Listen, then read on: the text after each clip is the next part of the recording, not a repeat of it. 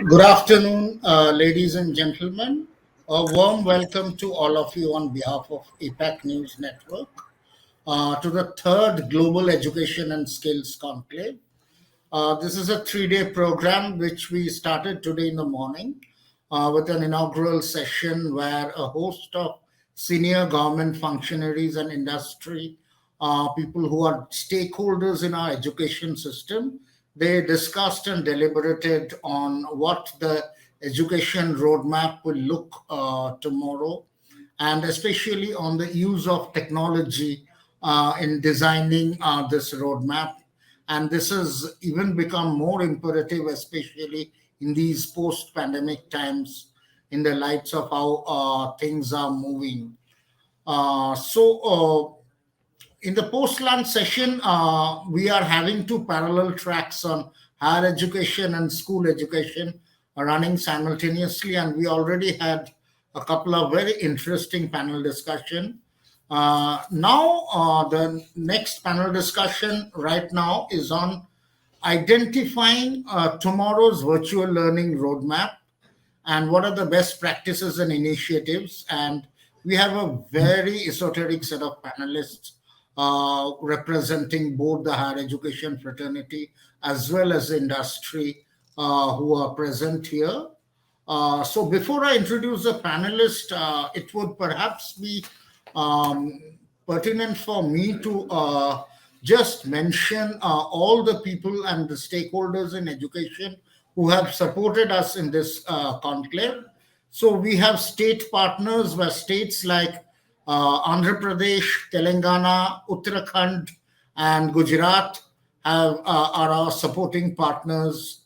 We have the Department of Science and Technology, DST, AICTE, Quality Council of India as the government partners. We have Innovation Norway as our country partner. Then we have the presenting partners, Dell as well as Intel. We have Microsoft as our technology partner. We have are co-powered by ViewSonic. As display partner, we had Samsung. Fortinet is our security partner. Our gold partner is Crestron. We have different associate partners, including Gyanmarg, Finance Peer, as well as the MapMy India. We have our Audio Life partner, Audio Life as our Skill Institute partner, APJ Education as our education partner, UniApply as a school admission partner, Chitkara University as a university partner, the Jaipuria Schools as a group school partner, and Glendale Academy, Central Public School, and Global India School as our school partners. I'd like to thank all the partners without whose association maybe organizing a conference of this magnitude might not have been viable. Just before I introduce, also this is being watched live by 2,000 plus educators from across the country and different stakeholders. And subsequently to the event, we will be producing a report also which incorporates some of the best practices which will emerge out of the different discussions here. So now it's my pleasure to introduce panelists here. We have Dr. S.S. Mantha. He's a former chairman of AICT and current chancellor of Kale University. Welcome, Dr. Mantha.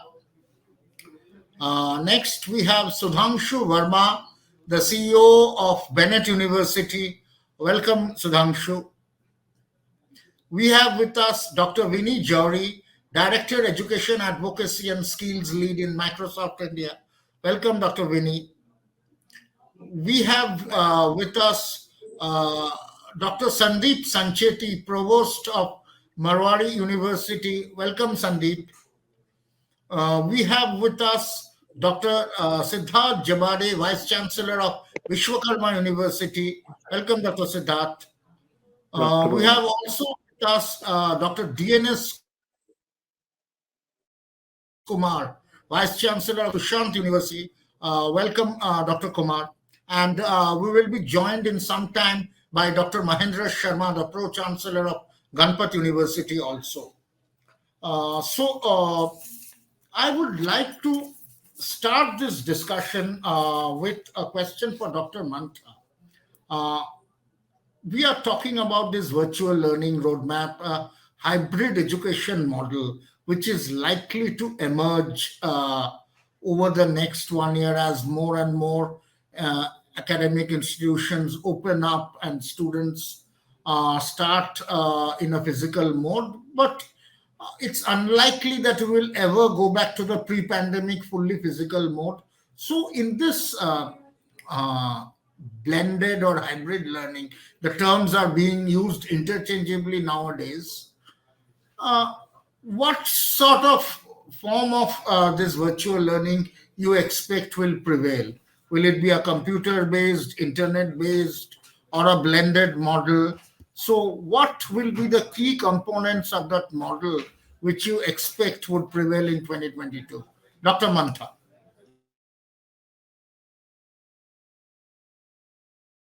Rajneesh, the idea of a virtual university may be still some way off, but the portents are there.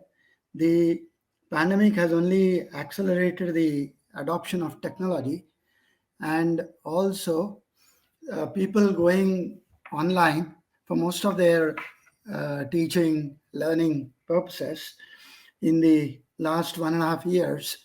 There has been some interest generated in how to scale up that model. Having said that, there are a lot of uh,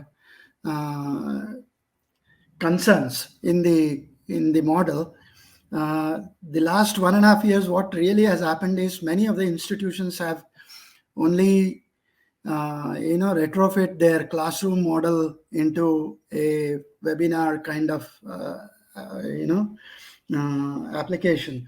So whatever they used to do in the classroom, they continue to do maybe a monologue for about 45 minutes or 50 minutes or whatever. And some of the institutions have experimented much more than that. And that's where the opportunity lies. Now, as going into the future, the national education policy also speaks about a 50 GER.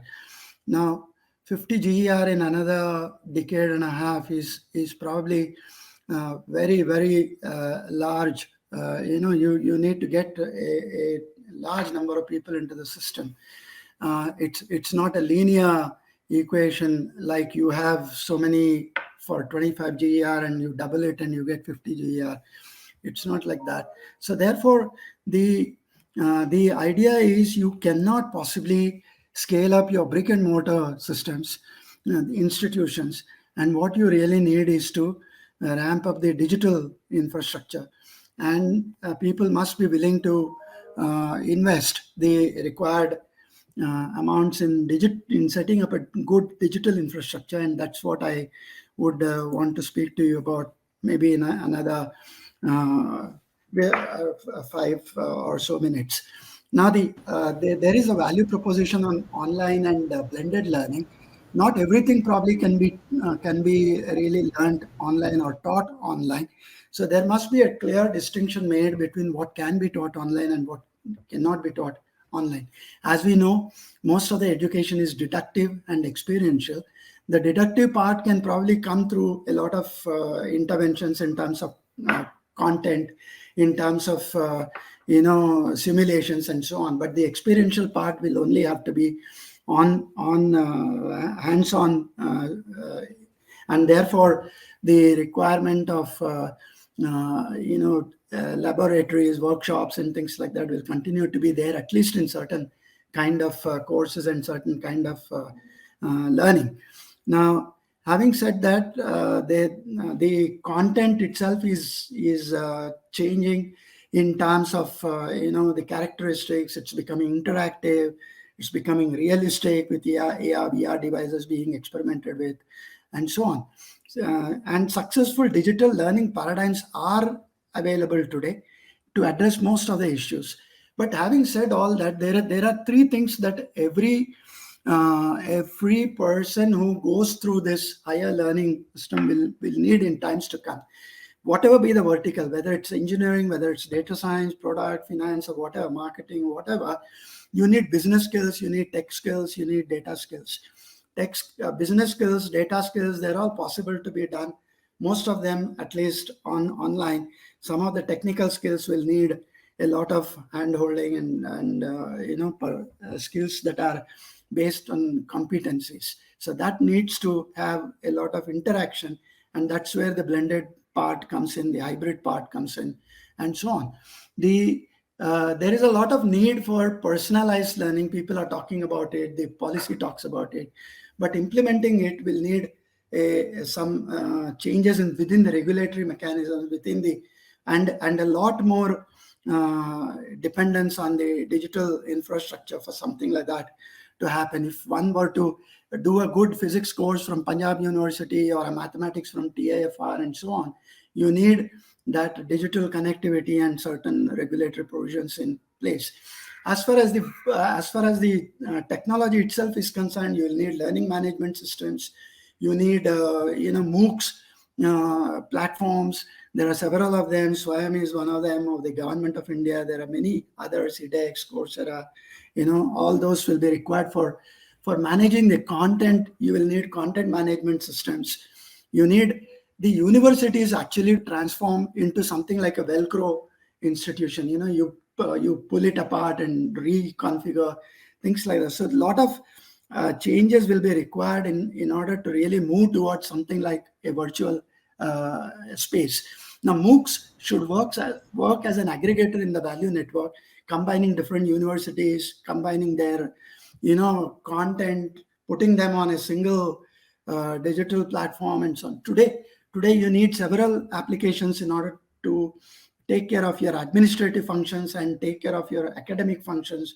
You need LMS, you need ERP solutions, you need CRM, you need many other, something to conduct your examinations and digitize your records and so on. So all of that can be put on one single platform and multi-instanced, developed on a multi-tenant architecture, make that available to all the institutions. So therefore, those kind of solutions will have to come up if virtual education will need to grow and become a part of the education system. So that's what I was thinking about. And finally, you also need a lot of virtualization to happen, desktop virtualization, server virtualization. Hyper-converged infrastructure will need to come in at some point of time in order to take care of the large number of institutions we have. Finally, the networking with next generation labs must happen in order to build those competency-based skills. Thank you. Welcome. It was very informative in terms of the digital infrastructure, and you mentioned the different facets of digital infrastructure that need to come up. So we will take this up later. Also, one request to all the panelists, just to make this discussion more interactive and crisp, if you can stick to each answer to maybe 2 to 3 minutes each, so that we can then discuss more points. So I'll come to you, Sudhanshu, with my next question. While we're talking about digital infrastructure in hybrid learning mode going forward, the first point is the term hybrid learning and blended learning is often being interchangeably used. But their dynamics are different in terms of the sequential mode of learning and the non-sequential mode of learning. So in terms of dynamics, how different is blended learning from virtual learning? And what do you feel are for the Indian academic institutions the biggest impediment and challenge as they have to look at seriously deploying whatever this blended or hybrid learning mode going forward? Thanks, Rajneesh. I think I'll pick from some of the points which Dr. Mantha said, because they're very valid. It's So technology's role in education is not just limited to having what we call as an LMS and conducting classes through webinars. I think technology has a far larger role to play. Now, whether you want to, as I say, nitpicking and break hybrid and blended learning into two different forms, it doesn't really, or it would not, in my opinion, add any value into that. But I think what would be more important to understand is that in either of the two cases, given the spread and the variation of facilities and infra across the country, from region to region, within a state, from east of the state to west of the state to center part of the state, I don't think that whether it's blended or whether it's virtual, either of two can be successful without really large amounts of investment going from the state side, from the government, into creating the facility to have that infra where it will be available to anyone and everyone across the state. Because you cannot turn around and say that, people who are staying in the state capitals or tier 1 towns are the ones who will be able to access, have good internet connectivity, have good hardware to be a part of the new way of learning. And therefore, people staying in the tier 2, tier 3 towns will lose out. I don't think that can be a stance which can be taken. Because if at one stage we say that the future of any country is in the hands of the young generation, and they are the ones who are going to lead this country into the next century and the next, let's say, $1 trillion or a $5 trillion economy, then there is a certain kind of infra which needs to be made available to the population at large, which will enable all the knowledge, all the inputs, all the facilities to be used fruitfully. So that is key. Now, whether you want to do blended, which means, he will do something which is going to be online and something which is going to be on a face-to-face basis, or you want to do a total virtual learning where everything will be done online, portion of that will be taught, portion of that will be learnt on their own. In any which way you look at it, unless there is a core infra available, I don't think we will make much headway in that. And that is so if you look at all the schemes that get announced and all that, and there's lots which goes into announcing for the education sector, I think there needs to be a clear distinction that within education sector where. And irrespective of whether there are private universities in the state or whether they are state-run universities or state-run colleges, each one of these institutions is providing education to the children of this country. And therefore, for this kind of a thing, each one of them should be treated equally. And they should be given enough access where all students enrolled with them get access to this kind of infra. Otherwise, you will always have this whole issue of brain drain and people going out, because there will be people who've got access to this infra, capitalized on it, went out, and there will be others who may actually be more brilliant and may not be able to go out, or may not be able to even come in and study where they can. That's my initial 2 bits on what could be done for technology to create a roadmap for education in this country. Okay, thanks. So, in fact, you touched upon the importance of technology, but whether technology is properly, if I may say, democratized and leveraged across agnostic of geography or location, or if I may add, even socioeconomic strata, so that uniform standard of education is imparted to everyone. So I'll come to you, Dr. Vinny, now. In terms of, as one of the leading technology provider working in, especially in the education sector, what are your viewpoints on how different technologies specifically even technologies like virtual reality or augmented reality. How can these technologies really impact the quality of education, which is imparted, and especially in the scenario that we have been witnessing for the last 1.5 year, and which likely to be whatever we call it, a blended or hybrid learning model, which is likely to prevail in the future. So, what will be the critical role of technology there, and how can technology providers like Microsoft help? Yeah, thank you for that wonderful question. I think there is technology offers an unprecedented opportunity to contribute to student success. It is a huge enabler, and during the pandemic, we have seen how different schools and universities have embraced technology to drive the learning experiences. I think what is most important is to be focused on learning outcomes of the students and driving those critical thinking skills, technical skills, as well as soft skills, social emotional learning aspects as well.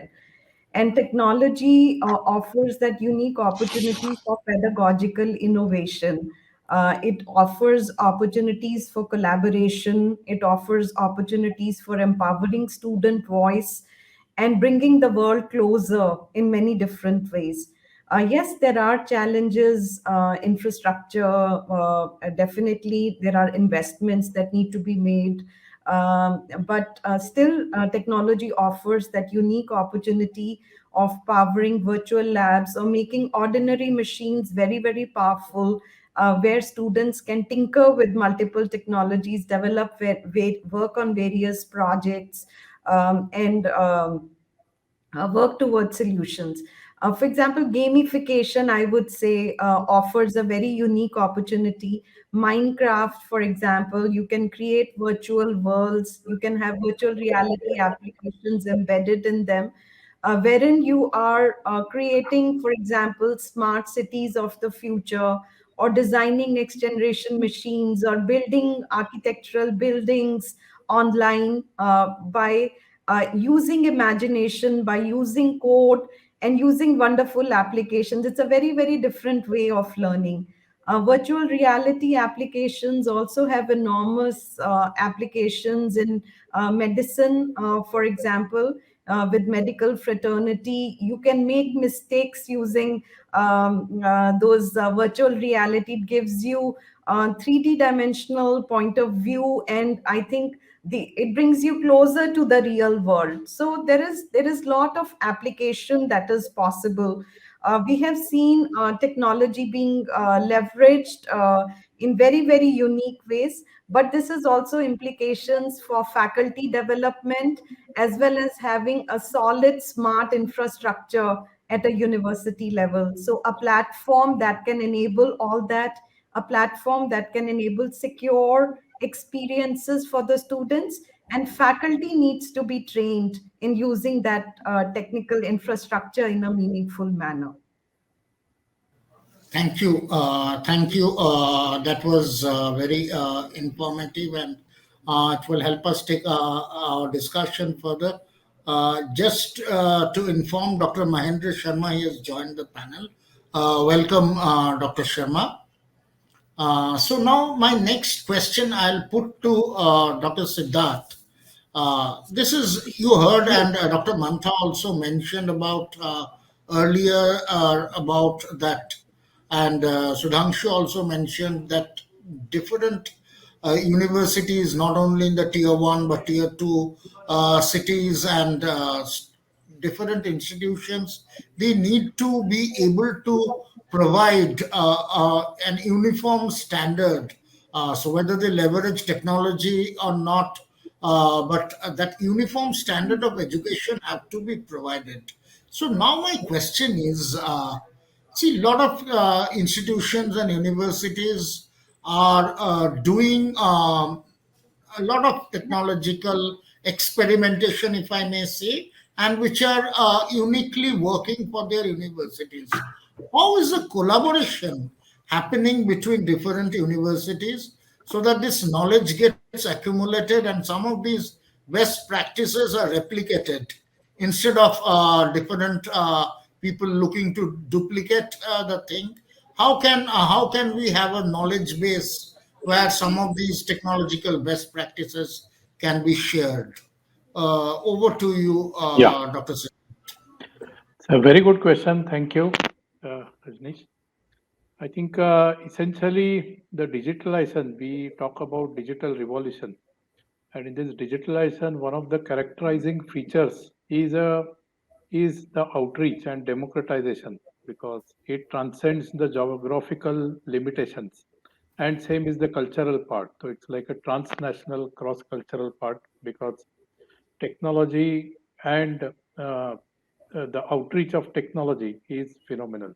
So that's a very important part of digital revolution.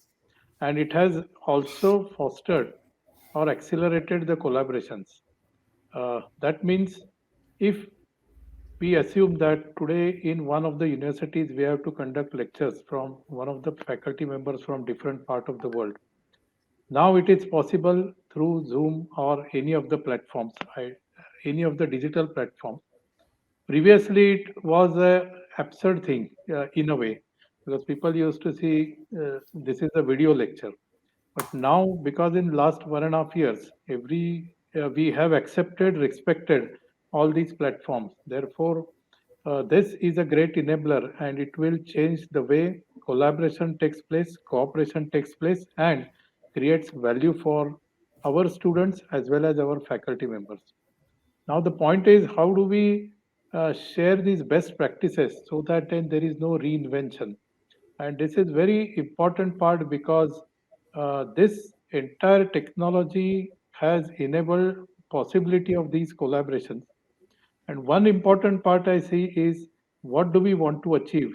And as previous speaker said, it is ultimately we are all student focused because student is our one of the most important stakeholders. Other is a faculty and third is our industry and society where our students perform. So how do these collaborations create value? And if universities come back, this is what, for example, for students, we learn, we want these outcomes. These are the defined learning outcomes. This is what our students need to understand. Then there are knowledge bits and the expertise in different parts of the world that can be brought together, and that is a very powerful way. Only one important part, that's the last point I wish to make here, is in all this part we talk about technology. So who follows what is very important because learning is most important, and technology has to follow or the suffice the requirements of learning, and the vice versa may not be a good idea because if somebody follows technology forgetting learning, and learning always is a process, as all of us know. It has understanding, interpretation, thinking. So once, with respect to any university, this is my learning outcome, this is my course outcome, this is what at the end of this course or this entire session, my students need to understand, know, and should be in a position to apply what is known.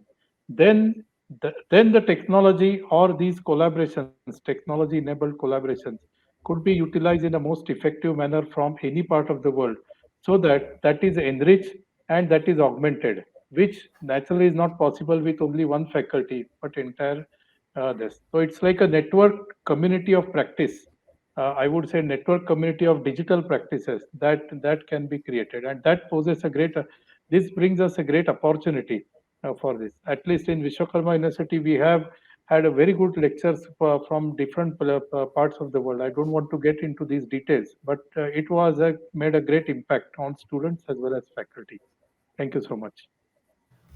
Thanks, Dr. Siddharth. So, you very nicely talked about that one, learning is a process, and more important to structure the whole thing so that each of the stakeholders rightly knows what all actions or initiatives they have to undertake, and they have to have a clear learning outcome in mind for that. I'll come to Dr. Kumar now. And one important part of the stakeholders we all agree is the faculty. And when we are talking about leveraging more and more technology uh, to facilitate learning, especially in this virtual learning method, in the future. So, how increasingly do you see the role of the faculties, training the faculties to become, if I may say, not just digitally savvy, but well conversant, so that all the proper education and the learning is imparted to the students. So, what all needs to be done by the faculty and for the faculty in this aspect? Dr. Kumar.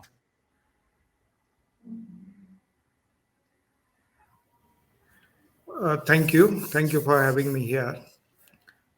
Well, Dr. Manta touched upon one of the aspect, that is what government is trying to aim, a gross enrollment ratio to 50%. Right. And he also mentioned how practically it is not possible to reach in 1.5 decade that 50%. Now, coming to the observation which you have made as far as faculty development is concerned, at least 4 or 5 of us are from different universities here, and we also know the educational system in India. Right? Having more than 900 universities, 40,000 plus institutions, we all know well that we are in the conventional mode of education. Only we opened our eyes only about the technology when the pandemic hit us. And my earlier one of the speaker also referred, technology, you said, in education, it does not mean that doing webinars, seminars and all. How a virtual reality, augmented reality, now is that mixed reality, which are emerging from the technology side, we can incorporate and integrate in our teaching learning process. Now, this requires a very good base of continuous professional education to our teachers. And we have to ask the question to ourselves, how many of us are doing it? If you look at Western countries, and if I take the example of some of the professional courses, and obviously I will take the example from finance and accounting background because my background is that. In US, a certified public accountant has to compulsorily undergo 30 hours of unlearning. Even certified management accountant has to undergo 30 hours of professional continuous education. Otherwise, they lose their professional certification. But unfortunately, having spent more than 7+ decades with our independence in the education area, this kind of formal and voluntarily, wherein individual focused education by the teachers, by the professors, we have not touched upon. Now the question comes is it practically possible for the teacher to take up that? Or has it been and should be done by the institution? If you look at 6th Pay Commission or 7th Pay Commission, and also look into how many institutions are paying 7th Pay Commission or 6th Pay Commission, and can the professors afford to do unlearning for themselves? If that is not the case, it goes to be the responsibility of each educational institution think of continuously building professional skills and competencies among the professors. Then only it is possible what we are talking today.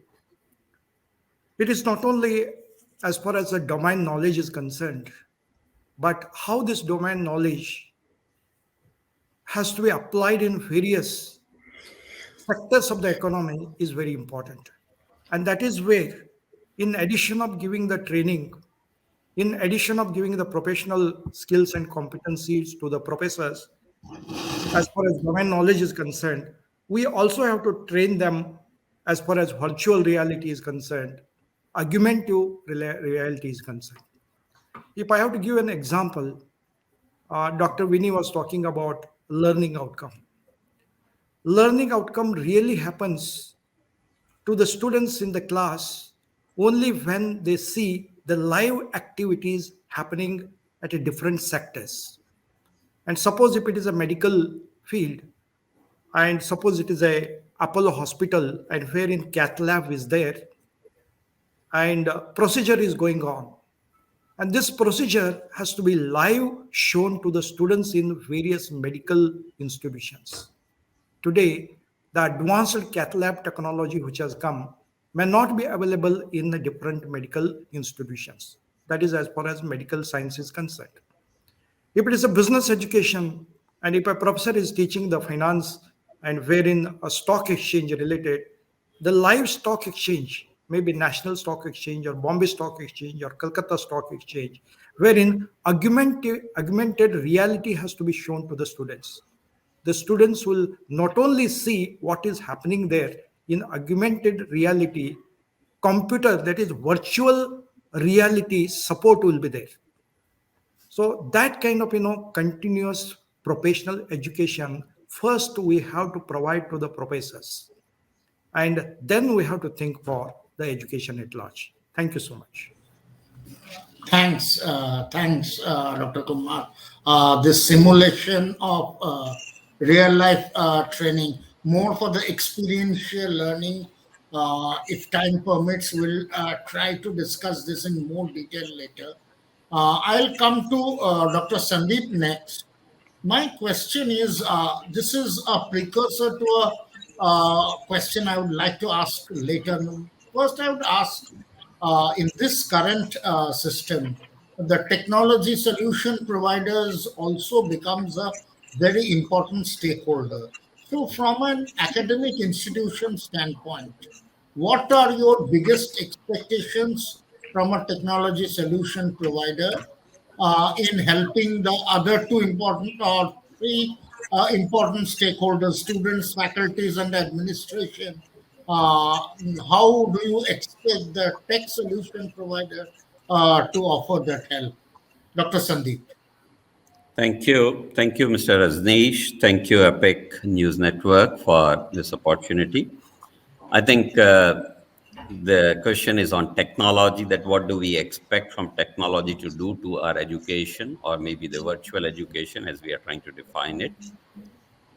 Few general comments, and then I'll come specifically to the point which you have said. Number one is on technology itself. That technology is something which provides us scalability. Technology is one which gives us repeatability. Technology is one which gives us reproducibility. The technology is the one which gives us repeatability. Technology can do many things which a normal human being or mankind cannot do it easily. If you try to repeat a class of a subject which I'm teaching and ask me to do it 4 times in a week to 4 different sections, it will not be a very good performance, because when you start repeating things, some things will slide down and you will feel bored and not excited enough. So technology can scale up things. So let's presume technology will be the differentiator. Technology has been a differentiator when it comes to our communications. Technology has been a differentiator when it comes to our what we call banking or finance operations.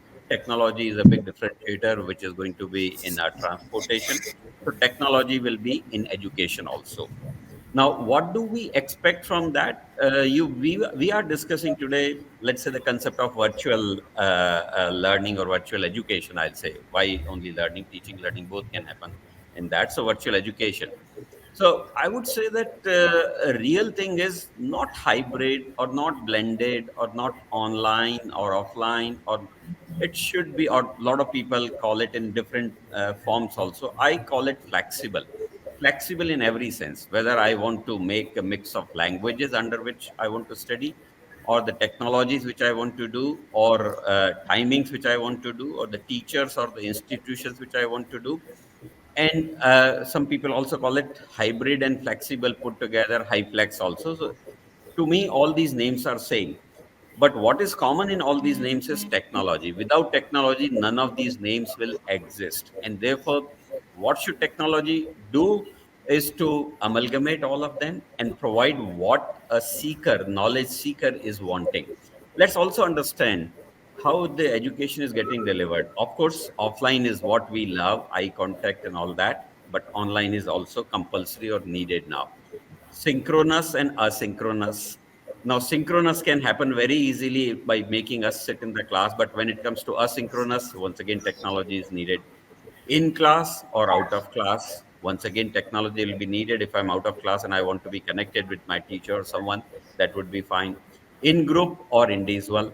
In given situation, let's say I'm doing project in industry, and while I'm trying to consult many other friends in the institution, everywhere technology comes into a picture. What are those technologies? The web technologies, the internet technologies, the TV or DTH based technology. Print also was a technology, by the way, some point of time we forget. The Education 2.0 came as a print and the books were available. That was also technology driven change which happened. Simulations is also technology. Demonstrations, remote or otherwise, can also be something. And then, of course, a lot of people have already talked about AR, VR, and games. I love games, and I would say that games can make a lot of difference. None of them will exist without what we call technology. And by the way, today we are not only talking of theoretical skills or the lecture kind of a courses which are there and which will teach you something.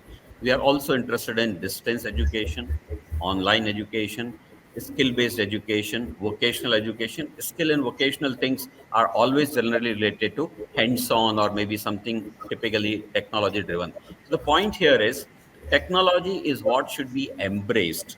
It cannot be ditched in the sense that, oh, technology is interfering in our business. No, technology is going to be our great supporter. Technology will be a great differentiator. Technology will make us achieve that GER or whatever. Technology will make the new scheme called ABC happen. Technology will make laboratory work also 24 into 7, which is generally confined to 3-4 hours in a day in a given week, and so on and so forth. So in general, you can say this is what we need from the technology. And edtech companies are, by the way, delivering all those solutions. Some of them are in very integrated fashion, and some of them are in piecemeal fashion, which they are doing. Like my URP, University Resource Planning, or ERP, you can call it, can be end to end. Everything which I need to do in my educational institution in terms of traceability or whatever, every data will be available, every decision will be available. And therefore, these are coming from the edtech companies. And I'll just give the last example. Dr. Vinny is here, and I know that Microsoft is doing a lot of things. I happened to be attending a Microsoft conference last year, January, in US. And that's where one gentleman called from New South Wales University, a young professor, demonstrated and used the tools and talked about that he's taking a class of 500 students simultaneously in a single shot in a given hour. And he claimed and he showed us that he's able to give personalized attention to all 500 students based on their needs and their current positioning. So that is the power of technology, and that are the contributions from the giants like Microsoft, and also many edtech companies which are sprucing up, which are coming. MOOCs, for example, Coursera is doing wonderful work, and all these meeting tools and other things everyone is doing. I'm sure this whole thing is now becoming more cohesive and more interoperable, and more choices are being given to us. And probably once the technology sets in, the cost also comes down. We know the status of technology's cost bringing down in financial operations, and now in transportation, earlier in communication also. So now it will be education. And my last word, till now, technology has not been developed directly for use in education. We are mostly using borrowed technologies done for defense or medical or for some other reason, and use it in education.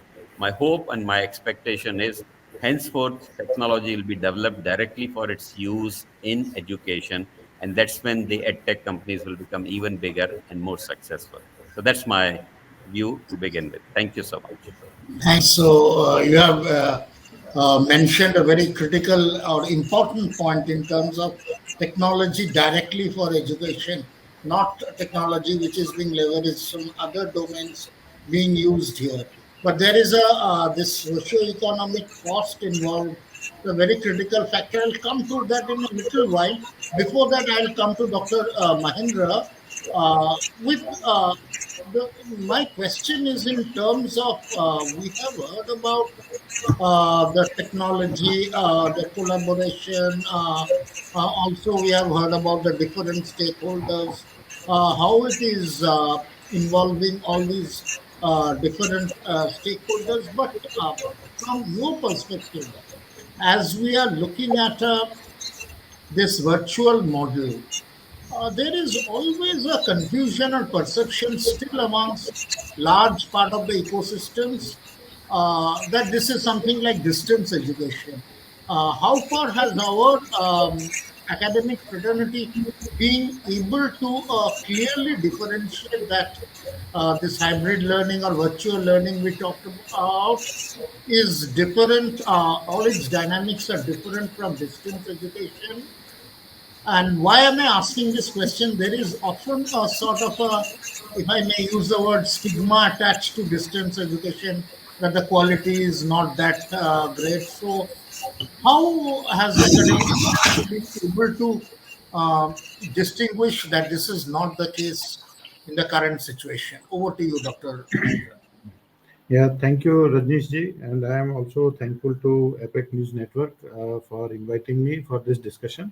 In fact, your question is pertinent because the question of quality on distance education has always been, from employers' perspective, a very important question, which we have seen in higher education in particular.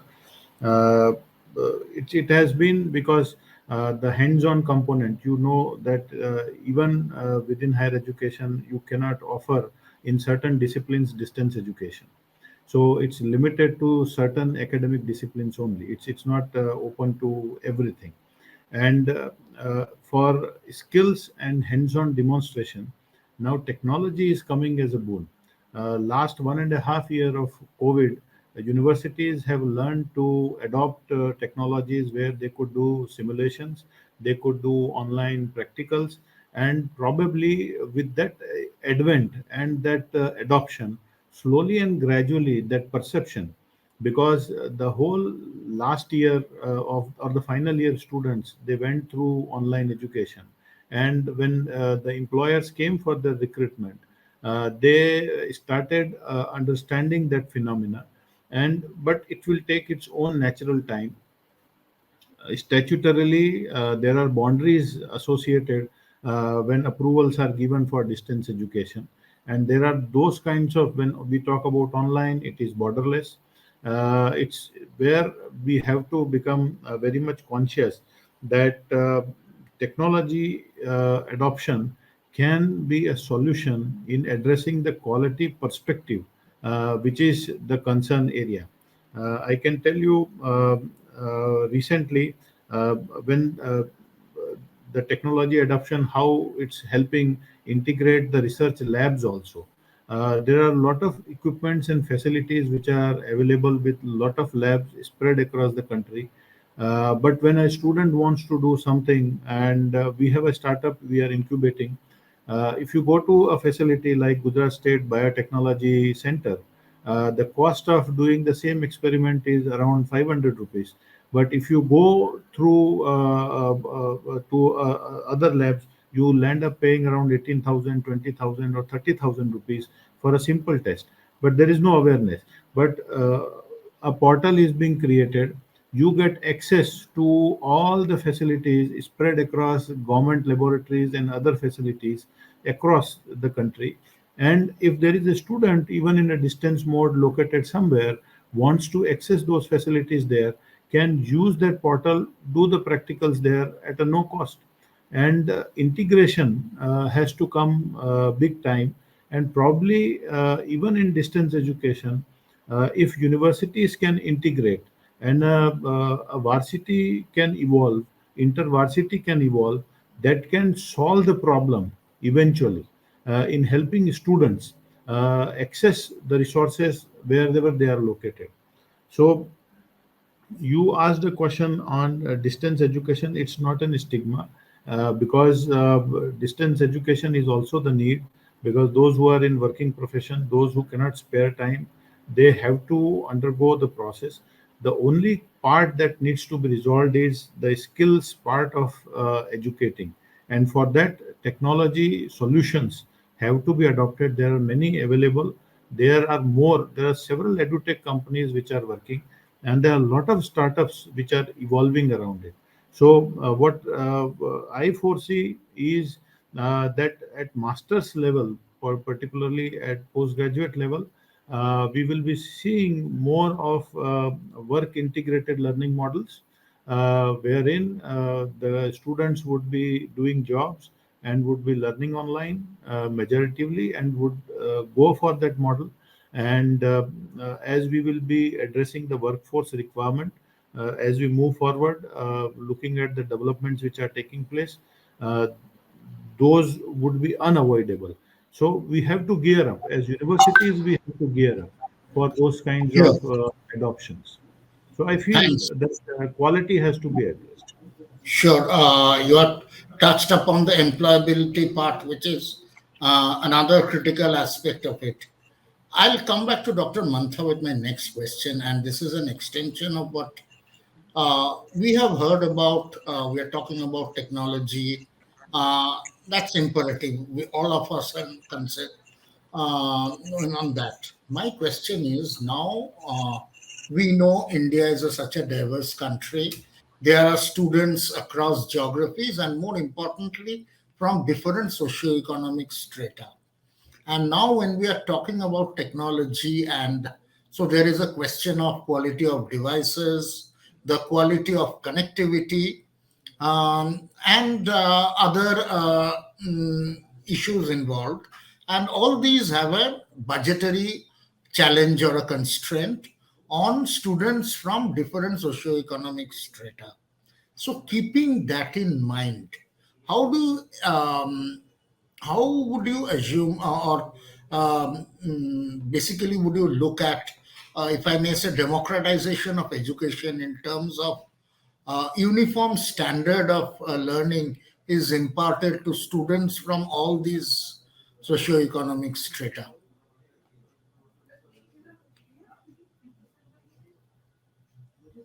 I think you are on mute. Dr. Mantha, you are on mute. I think in the Indian context and the current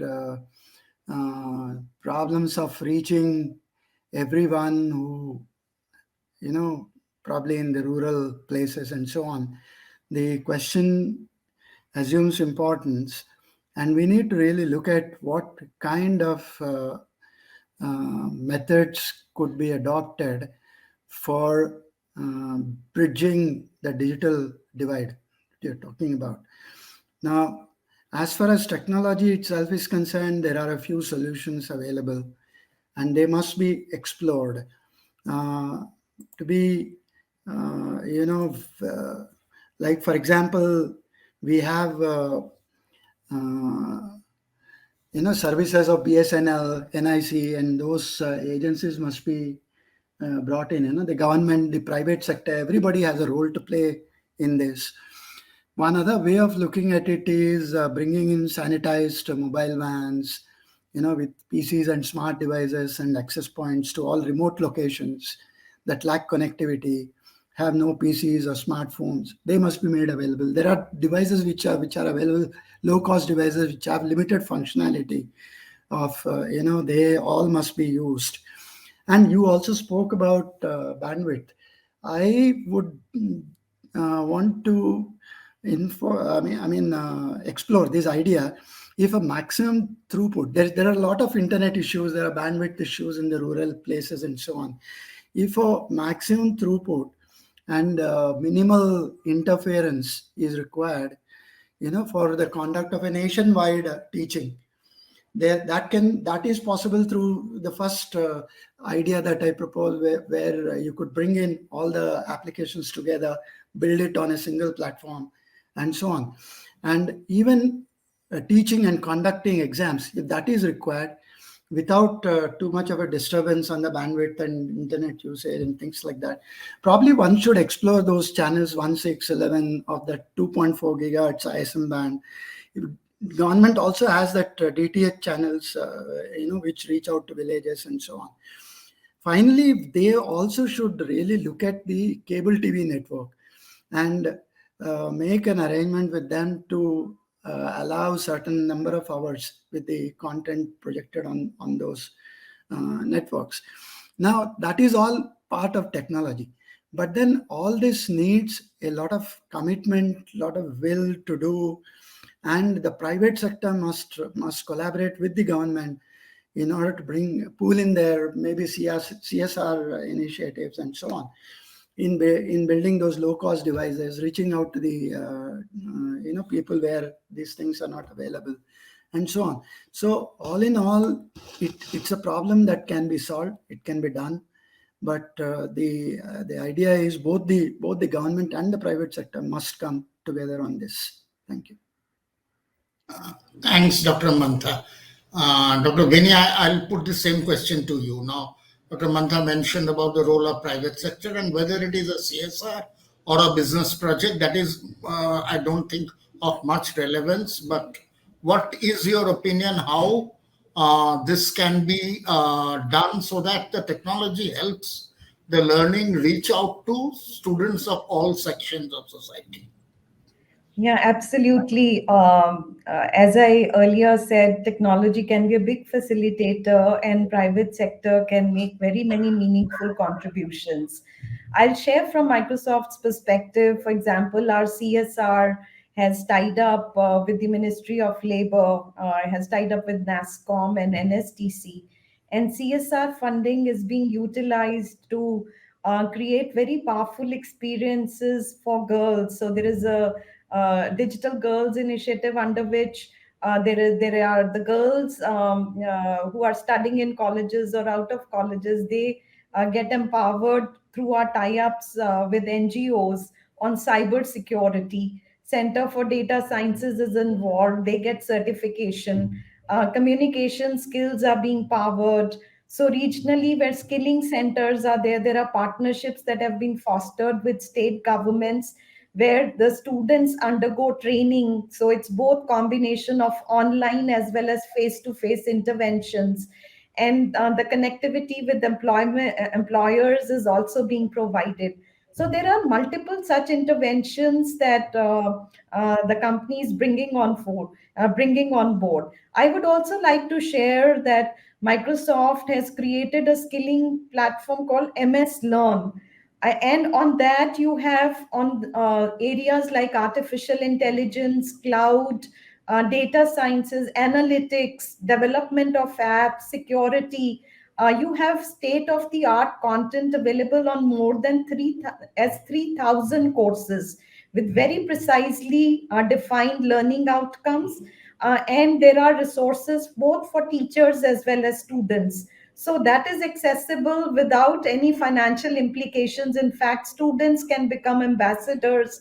And through our tie-up with the body like NASSCOM, so students who cannot afford to pay for certification, they get access to certification vouchers at very, very subsidized prices. In fact, when we partner with campuses, with universities, the same when a university buys, let's say, certification vouchers as site licenses, the same licenses that are commercially available, let's say at $100, the same license would be made available to a student through volume purchase at less than $10. So so there is huge amount of support that the private sector is bringing on board.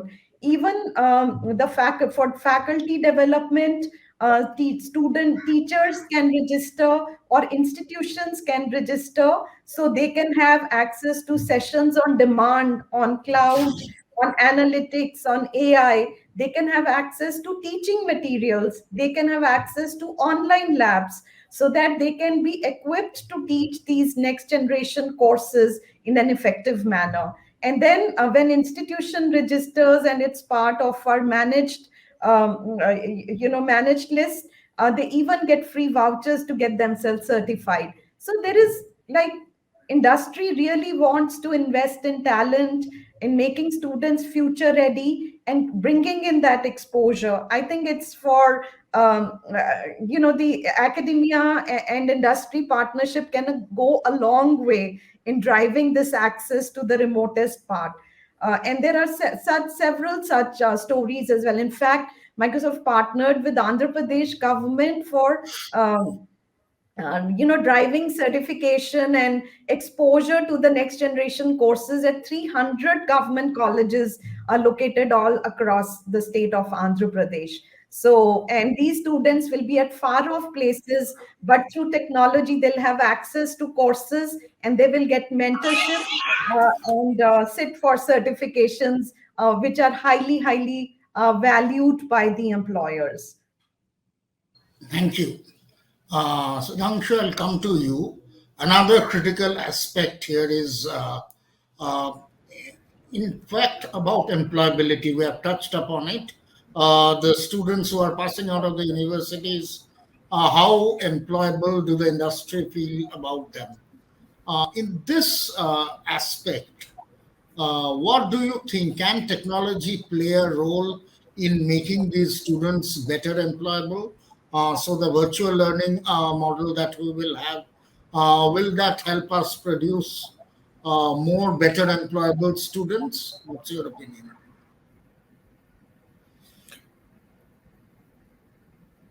So employability, definitely, I think what we do currently in most of the places is we do our best to impart whatever knowledge we can.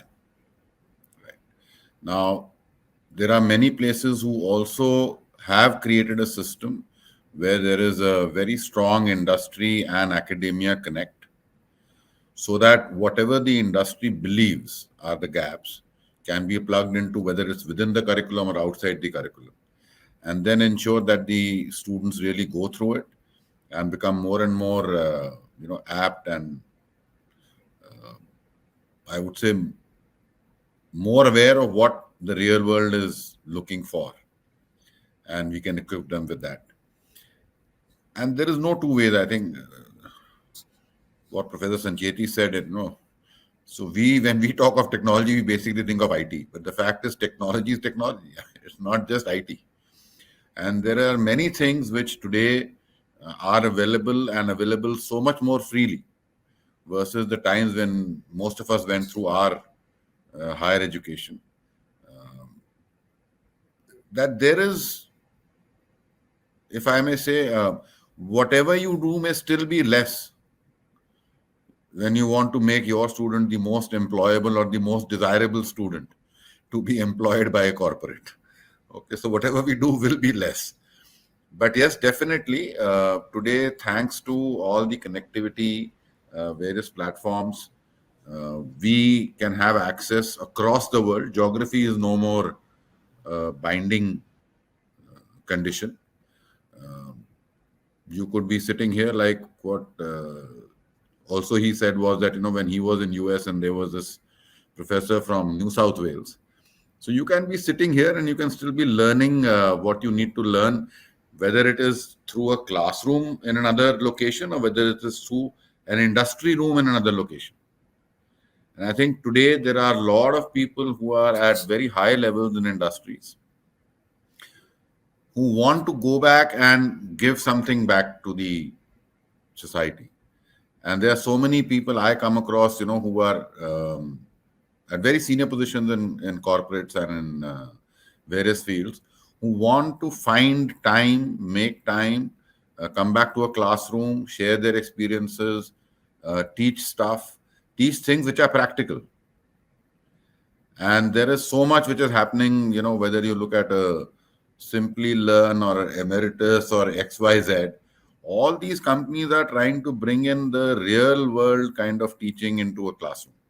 Now, whether we use it in our classroom, whether we use it as, certifications over and above the classroom, that's debatable. But I think these are things which are critical, which should know. Because I will say something, I think Professor Sancheti has heard me saying this earlier, and this is something which I truly believe in. Unfortunately, in our higher education system, we bring in a kid, who's been struggling for 2 years of 11th and 12th at 11, 12 hours a day. And we bring him into the university and we say 4 hours a day, 5 days a week, super luxury holiday, enjoy for the next 4 years. We are in no way preparing him for the corporate world. No way. Exactly. Because in the first 2 weeks, he'll collapse in a corporate. When someone turns around and tells him that tomorrow morning, 8 o'clock, I need the presentation, and he's being told this at 8 in the night, he'll say, "Arey, to chutti ho gayi, abhi to office band ho gaya." So that thing doesn't work in real life. And I think everyone over here doesn't work for anything less than 11 to 12 hours a day, even at their ages.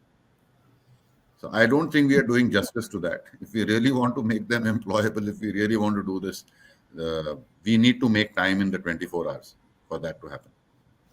Okay. So while technology will help you because technology is present everywhere, anywhere, anytime, it is how we will enforce the usage to really make that happen. Exactly. Thanks. So with due apologies to all the academicians, but this is what I truly believe in. We really do not do this to a kid and prepare for the real corporate bad world. Exactly. Dr. Siddharth, one question, short question, and you can give a very crisp answer in terms of experiential learning. In some way that's related to the employability also. The practical experiential learning for students. How much do you think will really be viable going forward in this virtual learning model? It's a very pertinent question. Actually, in any of these education engineering, it is applied. And what we learn in the classroom, if students are provided an opportunity to apply it for a particular problem to be solved, is very essential. And now also in future, there will be cases where there are uncertain and evolving paradigms where students have to apply what they have learned. As a experiential learning, it depends on the type of experiential learning or the subject. Say, for example, mechanical engineering, chemical engineering, those subjects that need real life hands-on. One has to innovate, I would say, how one can use technology so that that experiential learning is elaborated or augmented. Depending on other subjects that like computer, electronics, if it is possible, and it is possible to use this. But in the experiential learning, what is important is the experience that student has to go through. And the crux to this is are we posing the right problem to student, which is a problem? And if industry, like we have industries, they can come up with the set of problems that are really problems to be solved, or I would say unmet needs, and that are posed, then it will be a great revolution because students across country, no matter wherever it is, anytime, anywhere, anyone, will be in a position to have access to those problems. And if they have access, they would think of solving those. So that way, access to these problems, where that's a beginning of experiential learning. Right now, it may happen that some of the project small problems are posed, and they may not be the complex problems or hard problems. For impactful research, one has to solve hard problems. So that access is possible through this digitalization because of their penetration and proliferation. Thanks. The next round, it's a last round, and I'll start with Professor Sancheti. Very briefly, each panelist, I'll assign 1 minute to each. In a virtual learning model 2022 onwards, what is the one most critical action or initiative that you think is imperative? Starting with you, Professor Sancheti, 1 minute.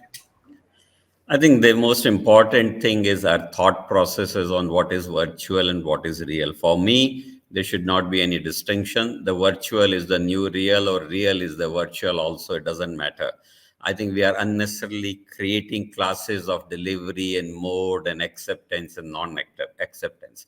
Similarly, there was a mention of distance education, for example. Distance is an there is a death of distance which has already happened because of communication. Distance has no meaning. Distance used to be in a certain form, but today what we are doing is also a distance meeting. Do we call it distance meeting? Do we call it differently? We unnecessarily created classes. We are also creating class by saying technology is dividing us. Technology divide. Which technology, when once adapted, became 0 to infinite in 1 year or one shot? I don't know. You start from steam engine to electricity to telephony to automobile. It takes time, but the implementations are becoming faster. And therefore, I'll again say that digital is not a divide in my dear friends. My opinion is digital is a provide, not a divide, is what I like to say that. And obviously the technology is expanding faster. It's becoming cheaper. Its imprint can be very, very big from some of the recent examples which we are trying to see. And as a result, you can say, you are asking one point, Indian access to internet or whatever. India today is offering the cheapest possible, at the cheapest possible cost, the internet access. Yes, reliability will improve, but that's a life in India in terms of various other services. Why only the education or this? So the point I want to finally convey to all through this forum is that digital is going to be a provide, and of course virtual will be the new real, and vice versa. Thank you. Thanks. That's a very quotable quote, if I may say. Dr. Kumar, I'll come to you next. Your 1 minute starts now, about your one most important action. See, with my experience and what needs to be done in the light of what we discussed in terms of employability, in terms of experiential learning and all these, what we need to do is intensified and extended focus in our education, which brings the outcome in terms of cost reduction, higher return, and satisfaction to all the stakeholders, which is unfortunately, I would not say missing, which needs to be enhanced. That's it. Thank you. That's very succinct. Dr. Siddharth, your 1 point action. Well, I would say we are all on the delivery side, but on the receiving side are our students who are digital natives, correct? So we discuss many things. So first important action, point number 1, we need to have similar conference or similar gathering of the students from different sectors, different locations, and understand how do they perceive. And we have to understand and have the empathy map. Second important stakeholder is industry, who are receiving students on the other side. What do they see the role of technology that is important in the teaching learning, where they get the right employable or the useful human resource, correct? And the third part is our government, the part of the triple helix. How do they perceive use of technology? If these three similar conferences are arranged and there are takeaways, then whatever we are doing for last 1.5 years, there is a substantial learning. And most importantly, there is a humongous data. How can we make sense out of this so that in future, forget hybrid, blended, whatever, we come out with a transformative education which will create value and impact for our student and country at large. Thank you. Thank you. Dr. Mantha, your 1 point action.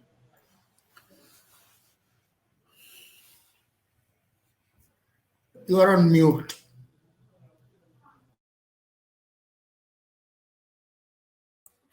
Yeah, in future, what really happens is most of the technology will be built. We have the best of the minds, brilliant minds available with us. But the heart of any virtual mode of learning is the content and the pedagogies, the delivery models, and so on. So therefore, in future, probably there will be a lot of work done to improve the teaching learning process, build new pedagogies, gaming techniques, and so on, and more interactivity built into the content creation. That's a single most, because that happens to be the heart of the virtual education. Thanks. Sudhanshu, your most critical action. So I don't know whether I can do that action or not, but I think what I believe is, we need to break this distinction between private sector and state education, state sponsored education. The day you break that barrier, the kind of resources which can be made available, because to me the end agenda is not whether it's a Marwadi University or a Bennett or a KL University educating the kid. To me, it is the country's child which is getting educated, which is what will drive this country to where we want to be. So that is my sincere urge to all the senior people over here, that with their own resources, with their own connects, this is one single message which I think can just turn the whole game around for India. That's a very revolutionary idea, and if it can be implemented, definitely it would be of great help. Thanks, and Dr. Vinny, you have the last word literally here. So what would be your one-point action on the agenda? I think the most important aspect is to prepare students to be future ready, invest in skilling them so that they are employable, they can become entrepreneurs, as well can embrace innovation. And for making that happen, we need to invest in faculty development, upskilling them, both in technical areas as well as pedagogical areas, and invest in smart and intelligent infrastructure to make this happen. Sky is the limit. Technology-enabled mentorship, internships, huge amount of opportunities available. I think one just needs to